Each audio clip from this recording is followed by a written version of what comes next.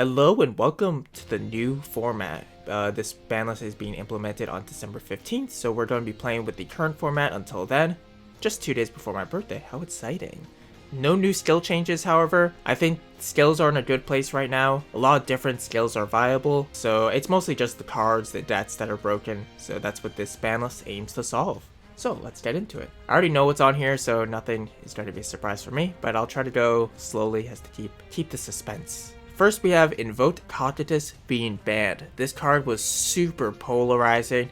This is what I would consider the gatekeeper cards, because a lot of road tier decks would struggle to out it without some extra forms of removal, like Herald of the Abyss, or having an extra large beat stick like Blue Eyes does. This card represents a kind of indestructible boss monster. Cockatus couldn't be destroyed by card effects or targeted by card effects, so especially decks like Desperado could basically do nothing against it once it hit the field. Next, we have Merchant to Limited 1. This is a big hit to card curries, not only in consistency, but also they would use their double summon one. I always forget what it's called. I'll just put it on the screen now. In order to summon Merchant twice in a single turn, netting 2 searches, which would lead to just huge pluses. Knocking the consistency, knocking the plussing factor. This means that their boards will be a lot weaker with only 1 Merchant. I don't think this deck is dead per se. I just think it's definitely not going to be top tier like it was before. I think the double summon one can come off the ban list, especially with Merchant being at 1. I think Merchant was the real problem in the deck, and maybe they'll want to promote their newer bots. Who knows? Next, onto the limit 2s, we have Magician of Dark Illusion. This is because of some Dark Magician hits later down the line. I still think Dark Magicians can still run 1 Dark Illusion and 1 semi-limit card like Treacherous or whatever. So this isn't the biggest hit, but there are bigger hits. Don't worry about Dark Magician. I'm gonna scroll down a little bit extra just because 3 Shiranui hits. And no, Squire did not come off the ban list, in case you're wondering. God, this deck is just so dead. You cannot play pure Shiranui anymore. Solitaire would fetch their tuner. Sun Saga was that indestructible boss monster in the same vein as Cockatus. Spirit Master got free pops. I don't really think it was worthy of being hit on the ban list. I think Solitaire and Sun Saga are enough, but Combo Shonu would run Spirit Master, so they probably just wanted to make sure that deck was absolutely positively dead. While Shiranui's overall got massively slaughtered on this list, Solitaire will still be played in several decks like Maikashi to send Dati to the grave, or Vendrett's to send Glow Bulb to the grave, but Shiranui's as they are now are pretty much unplayable. Next, I'm just going to group these together as well. We have the Crystron hits. So Citri being put to limit 2.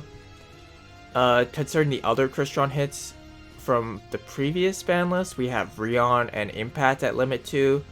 This deck is so weak, man. It's just, they basically have no tuners.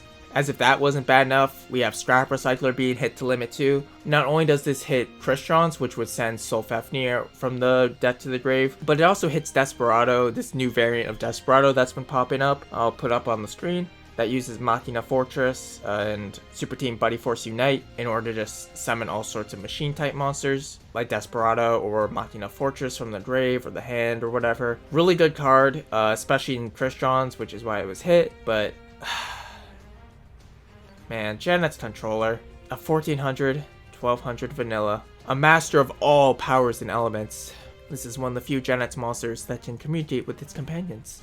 This card got hit because of Janet's Undyne being able to send, again, Crystron monsters, but also Citadel Whale, which was really hard for a lot of decks to out, and it also made Whale extremely consistent, while also only having to run 1 Whale. I'm glad this card was hit to limit 2, rather than Undyne being hit to limit 3, because Undyne is an interesting card that I think a lot of decks should be able to run, but in Crystron's, which could not only swarm the field, but also abuse C stealth attack, it was just really toxic. Controller being put to limit 2, it's fine. Next, we have a Dragooni hit, Dragooni Senatus being hit to limit 2. This card was hit because Konami said, alright Dragoonis, we're putting your equip spell to limit 2, now you can't run Hatred Nade, we got you. And then Dragooni said, okay, we'll just cut the equip spell. Konami was like, wait, don't do that. So what they did was they removed the equip spell from the ban list, but they put Senatus on it instead because Senatus is the best starter. Being able to discard a Dragooni card to equip a Dragooni tuner from the deck to it, which would normally be Kaus, which would climb into Ascalon, This deck was very prevalent in the most recent KC Cup. I probably played like 1/4 of my duels against Dragunities. This deck wins quickly or loses quickly, which is why it was really popular. And it was also really good for climbing because you don't really need to think when you play it. Next, onto the limit 3s, we have Invocation. This is in order to weaken the power level of Invoker, to weaken the consistency. Now instead of running 3 Invoker and 2 Invocation, you will have to run 2 Invoker and 1 Invocation, and the deck will be especially susceptible to Cosmic Cyclone, which can banish your Invocation, shutting you out from the fusion mechanic. Will this kill the deck? I don't think so, not by any means. I think the variants that are more reliant on making Purga Trio will be especially strong, just because of how quickly it can end games. But overall, it's a good hit for the long-term health of Duel Links.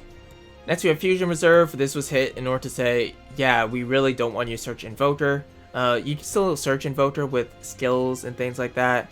It's a good hit overall. I think this card added a lot of consistency to decks that they didn't intend.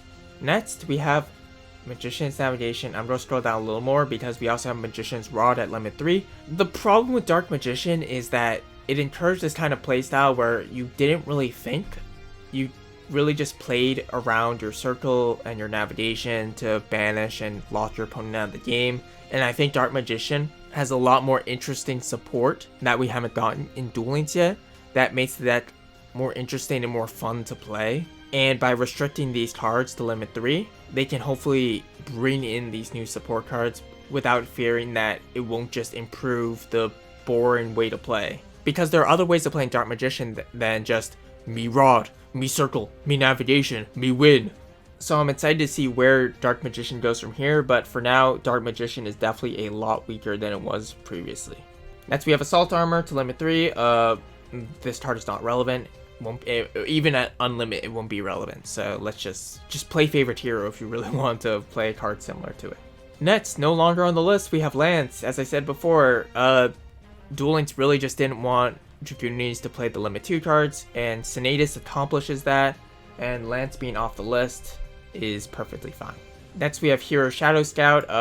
It's not really good anymore to give your opponent 3 free cards, so it coming off is fine. Mill isn't relevant anymore. And finally, we have Donpa, Marksman for Hire. This is a really good card for Fur Hires, being able to pop any face-up card on the field. I think it's fine for Donpa to come back, especially because the deck will still struggle against a whole host of decks in the metagame right now, like Blue Eyes, Weather Painters, and Ritual Beasts. But I'm glad Fur Hires got this card back because Fur Hires are a pretty fun, card-worthy strategy.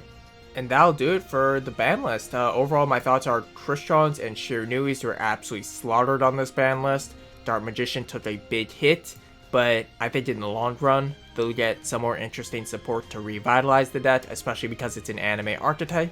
And Invote, never sleep on Invote. They can get hit and hit on the ban list, and they will never die. So just stay tuned for the next Invote variant. That's Duel Links for you.